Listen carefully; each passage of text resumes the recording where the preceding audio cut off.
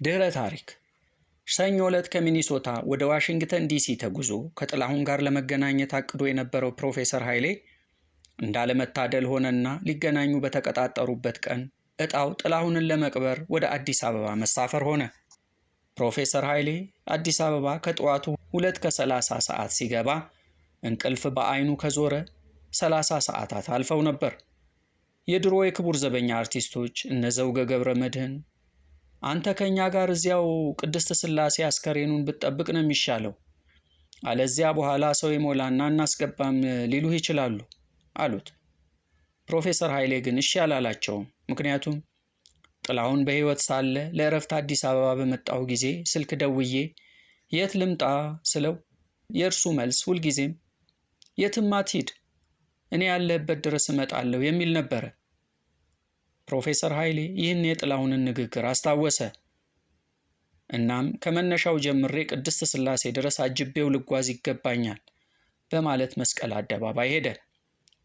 ፕሮፌሰር ኃይሌ የልብ ወዳጁን በቀቢጸ ተስፋ ተውጦ ሳለ ኑሮ አያረካኝም በሚለው ዘፈኑ ዛሬ ውስጡ ያለውን ብርሃን የፈነጠቀለትን ጥላሁን ገሰሰን ከመስቀል አደባባይ እስከ ቅድስት ሥላሴ ካቴድራል አስከሬኑን ተከትሎ በማጀብ በስጋ ተሰናበተው።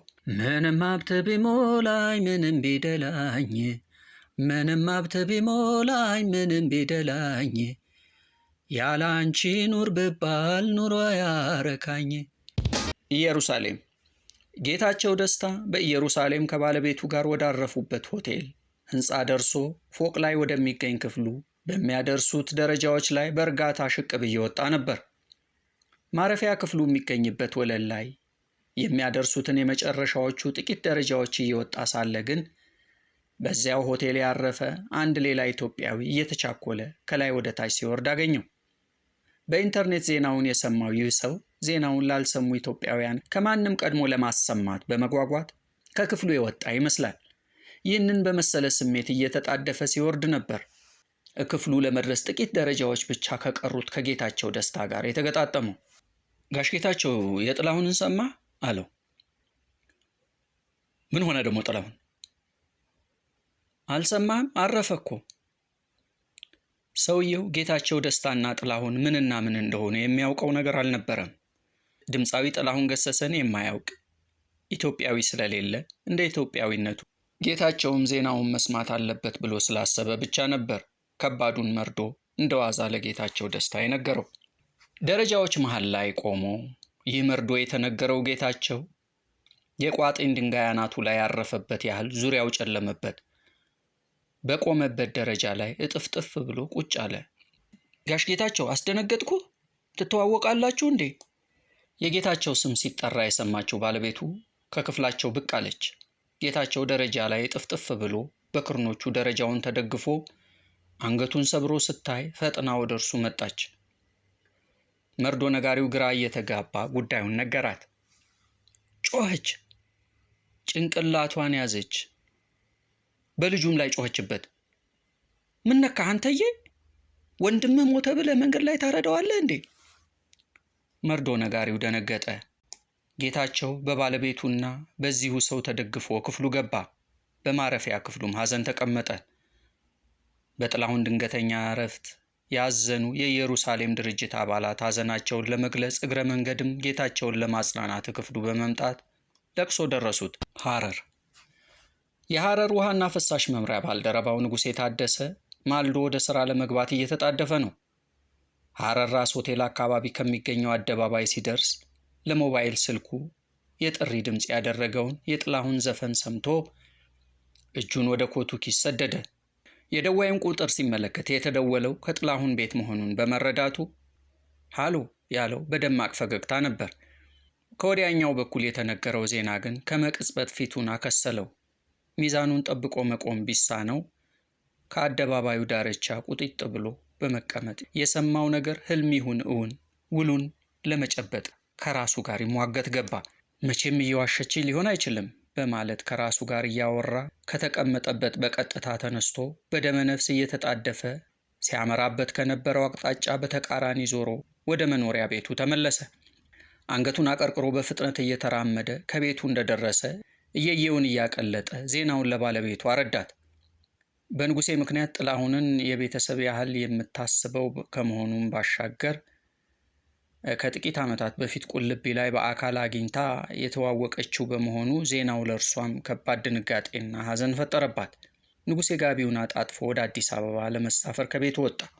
ዜና ህልፈቱ በሰፊው እንደተሰማ የሐረር ነዋሪ የጥላሁን አድናቂና አፍቃሪዎች በሀገር ወግ መሰረት አልቅሰው እርማቸውን ሊያወጡ አቶ ንጉሴ ቤት መምጣት ጀመሩ። የግቢው በር በሰፊው ተከፈተ። የጥላሁን ወዳጆችና አድናቂዎች ራሳቸውን በእጃቸው ይዘው ጥልዬ ጥላሁንዬ እያሉ በንጉሴ የታደሰ ግቢ ሳሎን ውስጥ እንባ ተራጩ። በርካታ የሐረር ሰዎች በጥላሁን ህልፈት የተሰማቸውን ሐዘን ለመግለጽ በንጉሴ ቤት ለቅሶ ደረሱ። መላው የሐረር ከተማ ህዝብም በፖሊስ የማርሽ ባንድ የሐዘን ዜማ ታጅቦ ከተማይቱን በመዞር ልዩ የሐዘን መግለጫ ስነ ስርዓት አከናውኗል። በስነ ስርዓቱ ላይ በጉልምስና ዕድሜ የሚገኙ የሐረር ነዋሪዎች ጥላሁን ከውብ ድምፁ ባሻገር በ1969-70 የሶማሊያ ወረራ ወቅት ሐረርን በጠላት እጅ ከመውደቅ በታደገው ሰራዊት መሃል ተገኝቶ የፈጸመው ሙያዊ ገድል በማስታወስ ጥላሁን የሐረር ከተማና ህዝብ ባለውለታ ነው በማለት በአድናቆት በፍቅርና በክብር አውስተው ኢትዮጵያውያን በዓለም ዙሪያ የጥላሁን ህልፈት በተለያዩ የዓለም ሀገራት ለሚኖሩ ኢትዮጵያውያን ከጥላሁን ዕለት ህልፈት ጀምሮ ለ5 ወራት ያህል በአገር ውስጥም ሆነ በውጭ ሀገር የሚስተናገዱ የኢትዮጵያውያን ድረገጾች በሙሉ በአገር ውስጥ እንደ ልብ መከፈትና መነበብ ችለው ነበር። ናዝሬት ዳትካም የተባለ ድረገጽ የጥላሁንን ህልፈት ዜና ካቀረበ በኋላ የድረገጹ አንባቢዎች የጥላሁን ማለፍ የፈጠረባቸውን ስሜት ይገልጹ ዘንድ የአስተያየት ማስፈሪያ ሰሌዳ ክፍት አደረገ። የድረገጹ አስተዳዳሪ የሚመጡትን አስተያየቶች ይዘት እያነበቡ ለማስተናበር ወይም ሞዴሬት ለማድረግ አስበው ነበር። ዜናው ከታተመበት ደቂቃ ጀምሮ የጎረፈው የሐዘን መግለጫ ብዛት ግን ከማስተናበር አቅማቸው በላይ ሆነ። በከፍተኛ መጠን ይጎርፍ የጀመረው የሐዘን መግለጫ አስተናብረው እንደማይዘልቁት ተረዱ። እናም ይህንኑ ሀቅ ለድረገጹ ጎብኚዎች ገልጸው ማንኛውም ኢትዮጵያዊ ስሜቱን ኃላፊነት በተሞላበት መንፈስ እንዲያሰፍር በማሰብ የድረገጹን አስተያየት መስጫ ለሁሉም ክፍት አደረጉት። የመጀመሪያው የሐዘን መግለጫ እንደ አውሮፓውያን አቆጣጠር ኤፕሪል 20 2009 በ10:11 ሰዓት ጠብ አለ። ከዚያ በኋላ በእያንዳንዷ ደቂቃ ከዓለም ዙሪያ በአማካኝ 2 እና 3 የሐዘን መግለጫዎች ድረገጹ ላይ ቦግ ይሉ ጀመር። በአምስተኛው ቀን ከ1000 በላይ የሐዘን መግለጫዎችና ጥላሁንን የተመለከቱ አስተያየቶች በመስፈራቸው የሐዘን መግለጫና አስተያየቶቹን እያስተናገዱ መቀጠል ከድረገጹ አቅም በላይ ሆነ። እናም የድረገጹ አስተዳዳሪ ይህንኑ በመግለጽ አስተያየት መስጫ ሰሌዳውን ለመዝጋት መገደዱን አስታወቀ። እንደ አውሮፓውያን አቆጣጠር ኤፕሪል 25 ቀን 2010 ዋሽንግተን ዲሲ በሚገኘው ማሪዮት ሆቴል በአርቲስት ታማኝ በየነ አስተባባሪነት በተዘጋጀ የ1ኛ ዓመት የጥላሁን መታሰቢያ ልዩ ዝግጅት ላይ ታማኝ ጥላሁን ለመጀመሪያ ጊዜ ሊያሳትም በነበረው ሲዲ ውስጥ ለማካተት ሲያጠናቸው ከነበሩት ዜማዎች ውስጥ ቆሜ ልመርቅሽ የሚል ርዕስ ያለውን ዜማ ለታዳሚው አሰምቷል። ይህ ዝግጅት በከፊልም ቢሆን ግንቦት 8 2002 ምሽት በአሜሪካን ድምፅ ሬዲዮ የአማርኛ አገልግሎት በመሰራጨቱ የመስማት ዕድል አግኝተናል። ከዚህ በመነሳት ጥላሁን በመጨረሻ ሊያሳትም ሲዘጋጅበት በነበረው ሲዲ ውስጥ ካካተታቸው ዜማዎች ውስጥ ይህ መጽሐፍ እስከታተመበት ጊዜ ድረስ የታማኝ በየነ ድምፅ ተደርቦበት በመድረክ ሲቀርብ በሬዲዮ ተቀርጾ በጆሮአችን ያደመጥነው የጥላሁን የመጨረሻ ዘፈን ራሱ እያዜመ ሲያጠናው የተቀረጸው ቆሜ ልመርቅሽ ነው ማለት ይቻላል። ሌሎች ሲያጠናቸው የተቀረጹ ግን ያላደመጥናቸው ዜማዎች መኖራቸው እንደተጠበቀ ሆኖ ጥላሁን በሕይወት ሳለ በውብ ድምፁ ያንጎራጎራቸው የቆሜ ልመርቅሽ ወይም ከፊል ስንኞች እንዲህ ይላሉ። ቆሜ ልመርቅሽ ተቀበይኝማ፣ ሕይወትን መርቀሽ ከሰጠሽኝ እኔማ፣ ይህ ቀረኝ የምለው የሚቆጨኝ በዓለም ኢትዮጵያ ዕድሜ ላንቺ ያላየሁት የለም።